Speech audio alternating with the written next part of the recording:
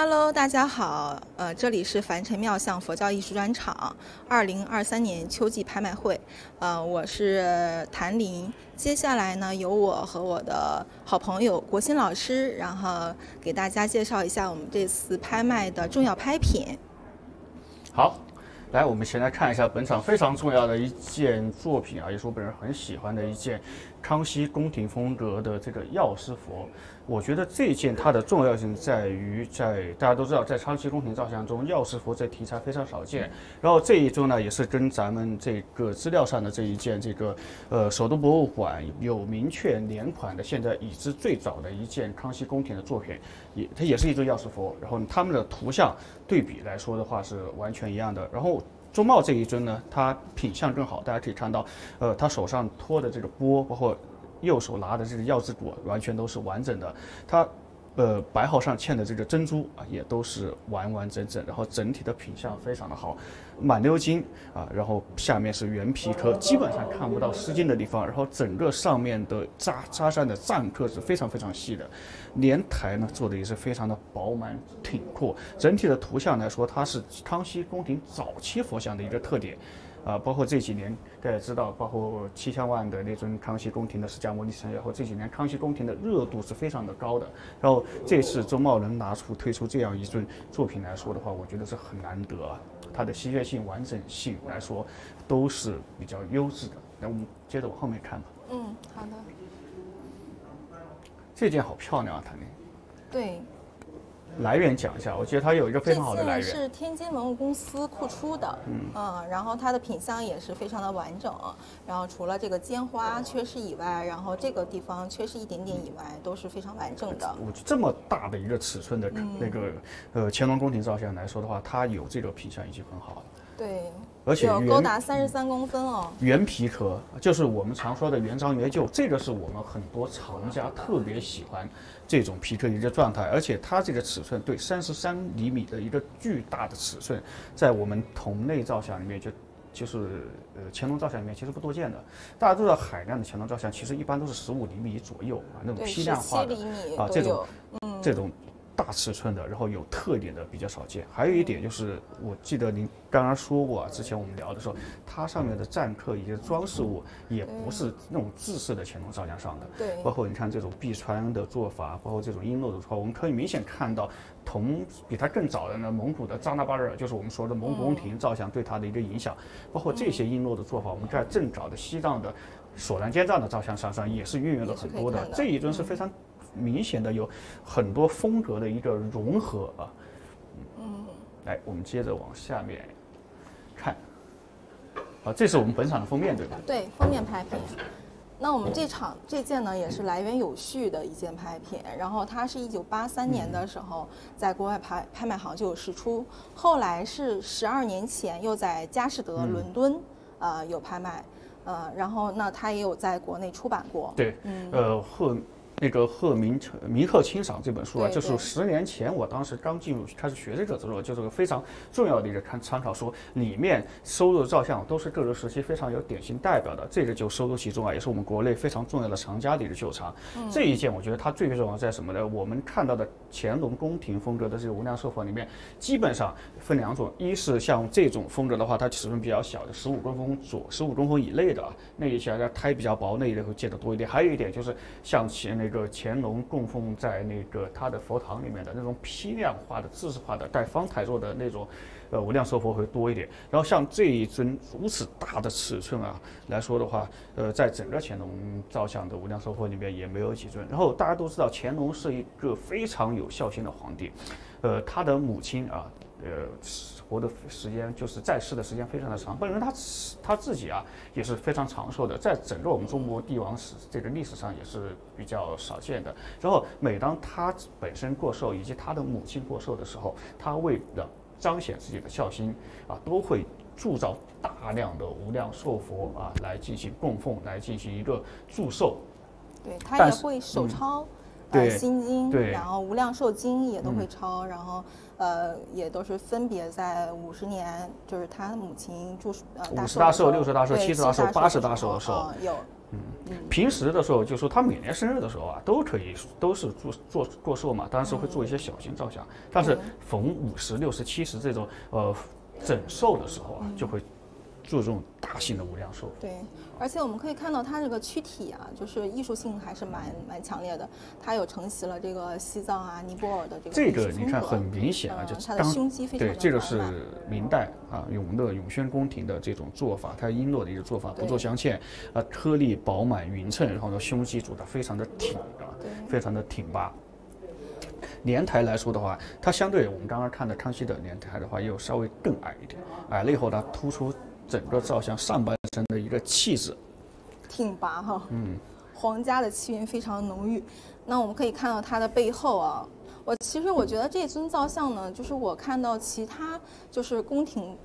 就是非常精致的宫廷造像都有一个共通的点，就是他们的这个莲台的这个起腕都是非常深的。那我们这尊呢也是非常深的，然后包括这么细的这个宫廷的这种发丝啊也是非常少的。然后这尊呢也是原品相的一个香灰皮壳，像这种几百年来流传下来的这种香灰皮壳还是比较少的啊。它的这可以说它这几年就是没动过手嘛，就我们原装的一个状态是最受藏家一个欢迎的，再加上这一尊照相也是来源清晰、传承有序啊，所以说作为这一次我们的封面的话，我觉得藏家的话应该可以重点关注一下。对，首先它的寓意很好，其次呢就是我们露过面的来源有序的无量寿佛，不管是无量寿佛也好，其他的33公分左右的佛像，都是在200万左右的。然后我们这尊呢，它在12年前就拍出来将近100万的这个价格，那给我们现在的定的底价也是非常低的，然后也是想看看有没有缘人，然后能够请到我们这尊这个无量寿佛。这是一尊阿弥陀佛啊，而且还是一尊我们明代宣德宫廷风格的一尊阿弥陀佛啊，我就在好多年也没见过这么漂亮的这个明代的这个阿弥陀佛像。它这尊其实我觉得整体的做法来说，它的工艺、它的状态、它的气韵一点都不比那种带款的永宣照相差。对，它还承袭了很多的这个永宣风格的艺术风格在里面，包括这种开脸。我们拍照的时候就发现，就是它从侧面的底下看这尊佛像的时候，跟宣德的佛像好像。然后我就把这个侧面的这个佛像的这个照片啊，我就发给这个专门收藏这个永宣造像的这个客人，然后发给他之后，然后这个藏家就跟我讲说，哎，这尊不是宣德的造像吗？然后我们说，不是，这个可能承袭了他的风格，但工艺来讲的话，我觉得谭宁有点保守啊，他有点保守，就是他断代啊，我们原来一直在讨论的时候，因为我觉得这一尊他就是有宣德的影子，甚至就是宣德本朝铸造的，可能当时没有特款啊，但是谭宁一直强调，因为他觉得整体来说他可能更加保守一点，稍微偏晚一点。但是我觉得观点的话，我觉得宣德本朝说它是宣德风格来说的话是没什么太大问题的，因为整个他的身体的比例包括他莲台的这个做法，包括衣着的这个战客啊，他还是有非常重的皇家的气韵在里头。是的。那我们这尊呢，不管它是宣德也好，还是宣德以后的时期的佛像也好，但是我们定的价格并不是宣德的价格。我们这场定这个价格呢，也是宣德去掉一个0的一个价格。但是这尊呢是保存的非常的完好的，然后它也是一尊阿弥陀佛，然后它的寓意呢也是非常好的。我们可以看一下它的这个背面。其实这一尊要重点讲一下，就是它的一个体量。我们极少在明代宫廷风格做照相里面看到20公分以上的一个照相。大家知道，明代宫廷风格照相里面20公分是一个价格，25公分以上又是一个价格。我们这29公分，将近30公分的一个体量放在这儿，而且这么大的一个体量下来的话，整个状态非常的好，满金。金水很亮啊，就有那种明代宫廷那种厚重亮丽的金水，讲一下它一看上去就是金灿灿的，对，不惜工本的一尊造像。然后我知道你想说这一块吧，整个的衣褶做的相当的流畅，这种就是化硬铜为软衣，就像这个佛像我们披了一袈裟，马上把像可以掀起来一样。对。然后这尊的这个发丝呢，螺旋发丝也是做的根根分明，就是它的每一个小的细节点呢都是有雕刻出来的。然后反正我觉得这尊还是可以，值得大家来多多题材、关注一品下。相、它的这个品级对来说的话，都值得大家来关注。当然，价格很便宜。对，是的。接着，下一个又是一尊大尺寸的乾隆，对乾隆风格的这个药师佛。这一件很有意思啊，它是七金加礼金加这个鎏金一起。对，这件是不是也有一个很好的来源？这个是天津文物公司出来的，然后它为什么会这种金和这种金？它是这样的，在乾隆当时他们供佛有着有着很重要的一个习惯，叫做见肉离金，就是脸上、躯干、手上就是没有衣服挡住的地方会去离金，用金去涂，它是传统的一个供养的方式。所以这一尊它的保存的状态很好，我们看到的很多这种见肉离金的造像它离金的地方都已经脱落了，但这一尊品相是很好的，因为可能在天津文物公司那个状态下，它的库房里面就放着，一直没人去动它。对，到现在我们也能看到它这个沉睡的这个岁月的这个痕迹啊。它这件造像来说，它并没有乾隆晚期那种匠气、那种僵硬感，它还是有那种承袭了我们康熙造像的那种俊朗那种庄严在上面。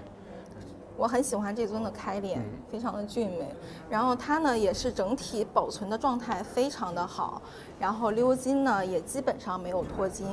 然后乾隆宫廷造像都有个共通的特点，就是胎体非常的厚重，就是我整个拿起来的话，我一只手是拿不起来的，我要两只手非常的这个用力才能搬动，就说明当时呢乾隆是举国之力来供养他信奉的佛像，包括这个。它这个佛像，我觉得从题材来说，它是一个药师佛。你看，因为乾隆自己的话，他长寿，他的母亲他也很孝顺他的母亲。当然，他肯定会，我觉得从理论上来讲，他肯定会铸造一些药师佛，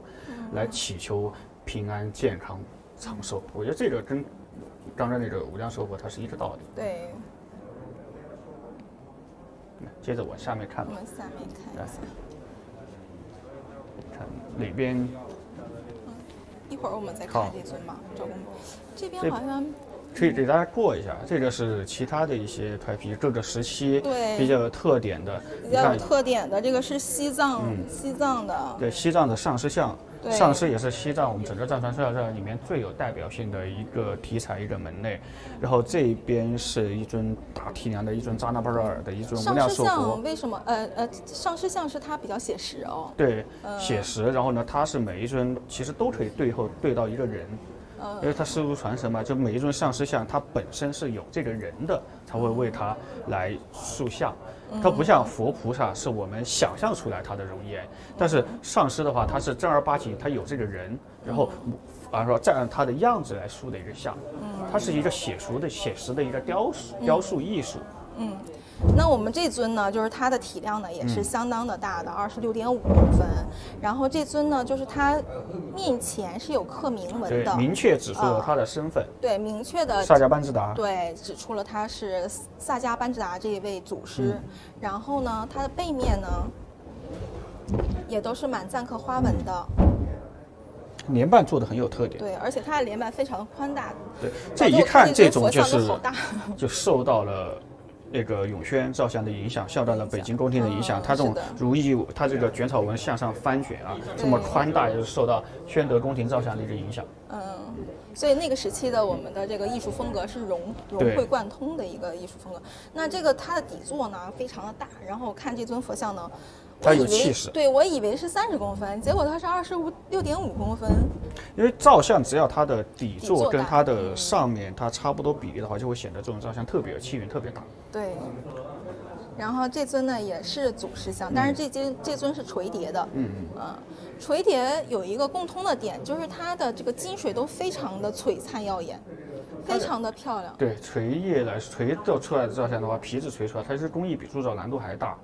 它垂出来以后，因为它铜比较薄嘛，它上金就好上，附着力就好。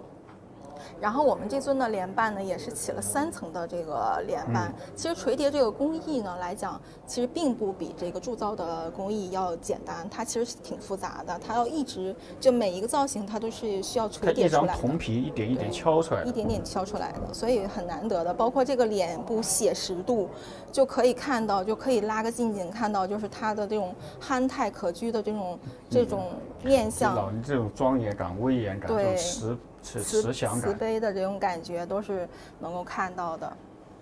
来去看看那一件吧。很难得啊，一尊这么大尺寸，50多公分的一尊赵公明的坐像啊。对，赵公明也是财神像哈。对，五财神嘛。我们说的正财神。正财神，对。这一件除了体量大以外，它也是原装的一个皮革，表面是有鎏金的，然后几百年下来的话也是原装原旧，没有去动它，没有清理过。然后这一件，我觉得这一个是最特殊的，它胸口有一块牌儿，什么写了一个赤心忠良的一个4个字啊。然后它的前面的这个纹饰呢是雕了一颗龙。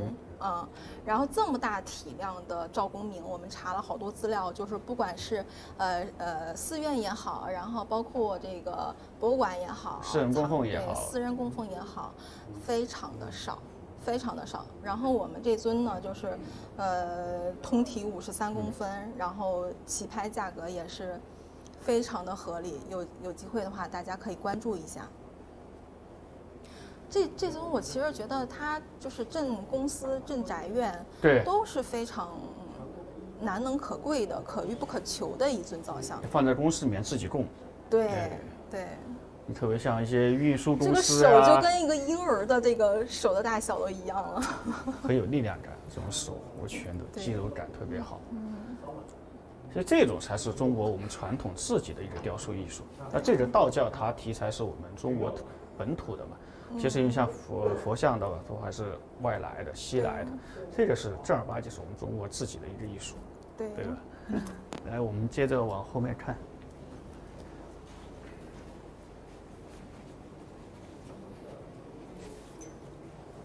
你看那边还要眼光娘娘吧，我们给大家看一下这尊比较特殊的眼光娘娘像。那这尊呢，通高也是50公分，来源于这个以前的国外的藏家。然后这尊的特点呢，就是它的品相非常好，包括它的这个耳环的这叫什么？嵌金丝的这种掐丝的这种耳饰都还在，就是原装原表的一个，不对吧？应该叫原配的耳饰。对，原配。然后整个衣纹啊做的特别的流畅啊，很厚重啊，洋洋洒洒一泻千里的下来，厚重感，它的层次感做得很好。我觉得中原造像里面很少有把衣纹啊做得这么流畅、这么漂亮的。我很喜欢它的开脸，很圆润、很端庄，就是我们中原女性的这种婉约、清秀，全部都表达出来了。对，它的工艺就是它看着很那个，很粗放，实际上其实很细腻。对，这因为中原照相是的，它传统的中原照相会让人感觉它比较的粗就是我们经常说什么粗大明啊，但是这种照相仔细来看的话，它每个细节都是很值得品味的，包括上面的，你看它戴的这个凤冠、五凤冠它们上面的这个羽毛啊，都全部都做出来了，包括你看它的头发丝儿，然后眼神的这种细腻感啊，这种慈悲感非常的传神。衣纹就不是说了嘛，一目了然，厚重流畅层层叠叠，包括你看下面的这些打的结的这些丝带，如意结，如意结非常的柔软，特别的灵动，包括底座的一个装饰上面的一个刻画，你看它这个视角的这个足，包括上面的这个云纹，都是很细腻的。它的发丝盘的也是非常漂亮。你看这个还做了一个发簪，然后头发盘起来，这边还起了一个窝，丝丝分明。就不论前后都做得很细，因为大的照相的话，一般后面它不会太讲究，因为后面是看不到的，它供在那边，然后后面根本就看不到。对，这种它不但前面做的漂亮，后面也做得非常的细腻。我看过好多中原佛像，其实后面的工艺都是对有的不留很金，糙。对，有的很粗糙。但是这尊呢，它后面还是做的还是挺好的。它的题材其实很有意思，它叫眼光亮亮对，它是就是这种传统里面是保佑我们的眼睛啊，要健康明目那些。其实这种我觉得适合什么？如果有一些做眼科啊、开眼科医院的老板，或者说相关的生意的，可以请回去自己供一供。对，毕竟这个题材不好见，对，不是很好见到这个题材。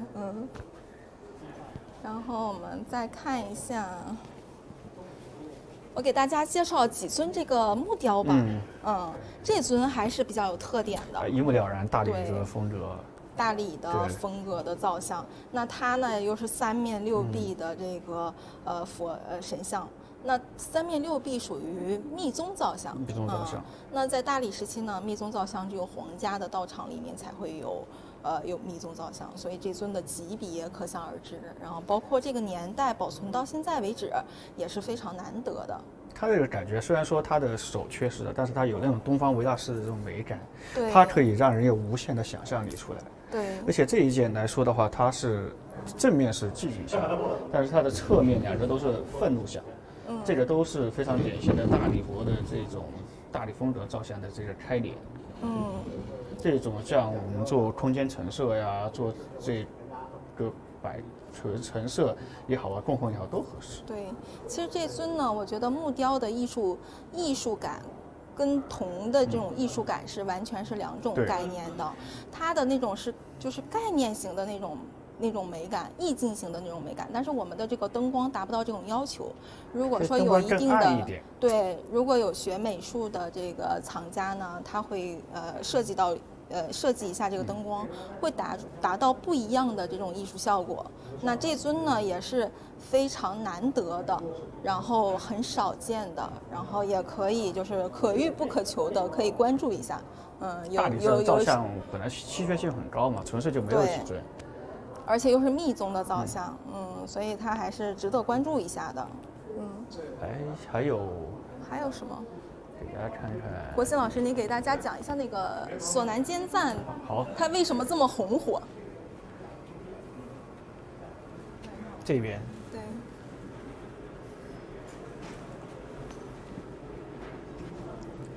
这个。对，这是一尊非常我们这场呢征集到2尊索南坚赞的造像艺术风格，然后但是近几年来索南坚赞的艺术佛像在市场上呢也是非常受大家的热衷和追捧的，那一度也是创下了很多的这个拍卖记录的。那让国新老师给大家讲一下它为什么有这么多的这个优点。其实索南坚赞这一风格也是，它是就是很年轻的一个风格流派，它是2018年才被归纳发现的。当时2018年纽约办事拍了一尊11面观音，然后它台座上面有一圈铭文，明确就说出了这种造像是索南坚赞那个制作的。然后呢，当时杰夫瓦特先生呢就根据他的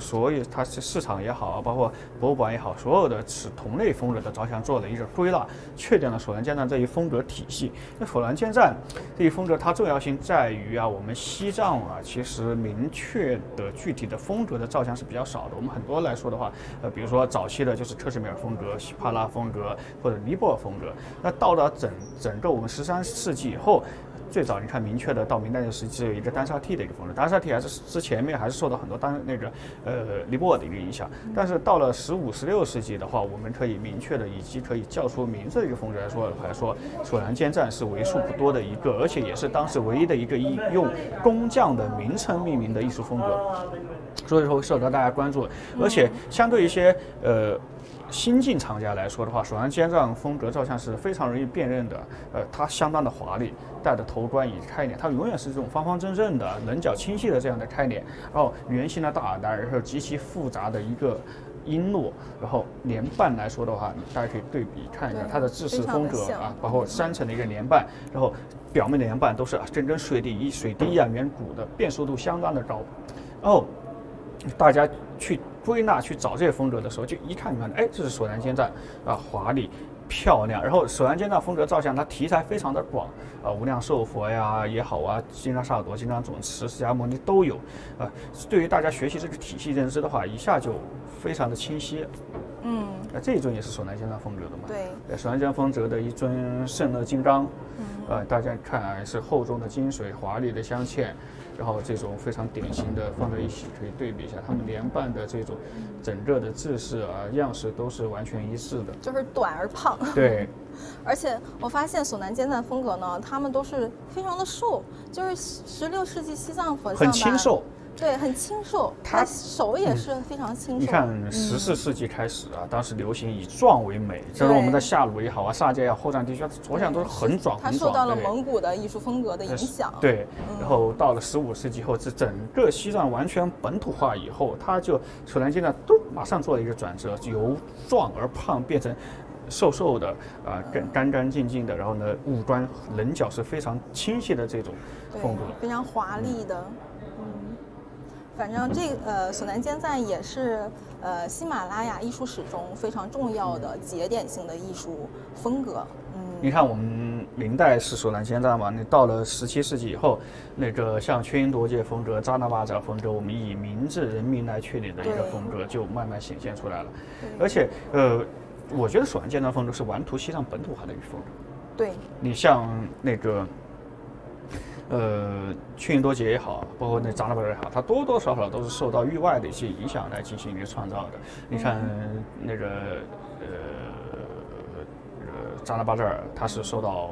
印度、尼泊尔，对，然后进行的一个在上面他们基础上的一个塑造。然后那个缺因夺界是完全是仿古的嘛。它是仿古的，仿那个克什米尔呀、斯瓦特呀这些一些仿古造像，在它上面做的一个演变。但是你看首南监藏来说的话，它这个时候已经看不到太多的一个域外的一个风格了，因为14、15世纪它那个尼藏风格去掉以后，到现在基本上没有太多尼泊尔对它的一个影响。所以说它完全一个我们本土的独创的一个艺术风格来说的话，我觉得以后还会受到更多人的一个关注。对，因为很多人还是有一点民族主义情节在里面的嘛，还是想找一下我们本土的一些自主的一些艺术。好吧，那因为时间有限，那我们今天呢就是介绍到这里，然后也非常感谢国兴老师，太紧张了，第一次播，谢谢大家。然后大家以后有对，我们的拍场是在13号晚上8点，然后可以13号晚上的8点，然后大家可以多多关注，谢谢，拜拜。大家好，这是我们这次中茂盛家2023木林专场古代佛教艺术。这次来为大家介绍一下，这是我们的终点拍品。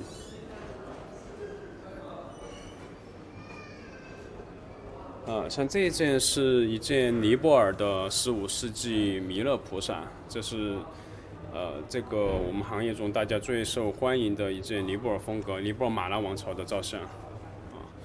这一尊是一件非常有艺术性、非常有特点的绿度母像，17世纪。它的整个衣纹做的是非常有特点，加上这个三折制的腰身，整个图像学特征非常罕见，是一尊很有特点的造像。这是一件，然后这一尊是一件也是非常非常罕见题材的人石空行金刚。这种题材它是修护魔法用的，是放在一个炉子上面，通过燃烧炉子里面的芝麻来净化人的业障，是一尊非常非常罕见题材的造像。这件，还有就是可以看一下这件，这是一尊，我们这个整个喜马拉雅佛教艺术里面，非常重要的一件施瓦特风格，西北印度地区。这是一件传世的一件标准器因为同类的造像几乎都是出土的，一个深坑的皮壳这件是一件传世1500年的一件造像，所以它是非常的稀少珍贵然后这件财宝天王是这次也是非常重要的西藏地区15世纪。穆斯堂后藏风格的一件财宝天王合金铜错嵌银和红铜，非常特别、非常少见的这件也是一件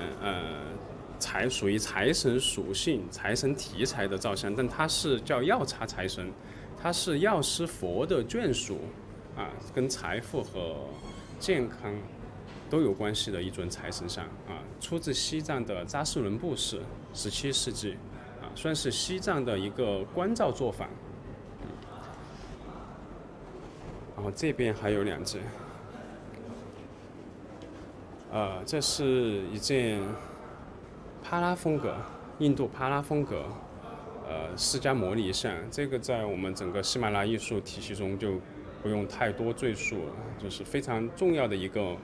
美学体系。印度帕拉风格，这尊的整个铸造质量是非常高的，不管是前面和后面，基本上可以做到了360度无死角的一个工艺的一个细节特征啊。然后这尊是一件也是帕拉风格，跟前面刚刚这件是一个风格，一个美学体系啊，是一件自在做的杜母，自在杜母是非常特殊的一个题材啊，也是非常少见，整个品相状态都非常完整啊。还最后再可以看见那件主狮。这是一件13世纪左右的一件西藏的上师祖师造像，啊，就这个年份的祖师，说应该算是整个藏传佛教里面祖师这个题材最早开始做的一个